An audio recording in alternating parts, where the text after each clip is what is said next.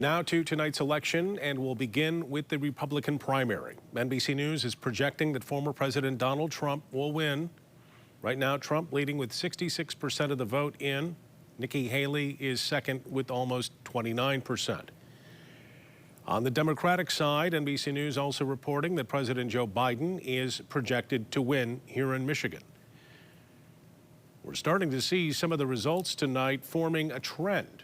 And joining us now on set with a breakdown, News 8 political reporter Rick Albin. Rick, what are you seeing tonight? An early trend. We're only looking at 17, 18% of the total vote in, and in some of these counties it's 5 or 10%, so it's much too early to say that this is how this is going to end up. But if we can go back to another one of those result pages, if we can see the Republicans again, if we're looking at Trump winning tonight at 67 to 29%, that shows Nikki Haley is overperforming our exclusive Wood TV Emerson College The Hill poll of yesterday by about 9%. Now, that may not hold through the night, understanding that there are a lot of districts where we are only seeing 1 or 2 or 3 precincts coming in. But let me give you an example of what that Haley number looks like. If you're in Kent County, we're only about 10% in. She's getting 37%. In Ingham County, 31%. In all-important Oakland County, she's getting 32%. And in Ottawa County, with only about 10% reporting,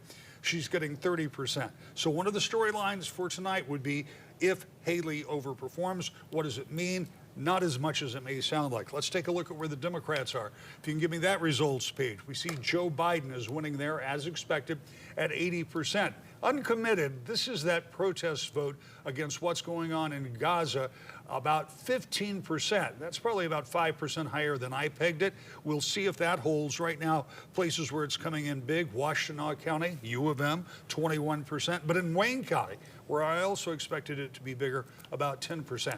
If Haley and uncommitted both overperform, that tells both Biden and Trump they've got work to do in the fall, and it gives them a roadmap of where to do it. We'll continue to watch the numbers. Brian? All right. More analysis coming up. Rick, thank you.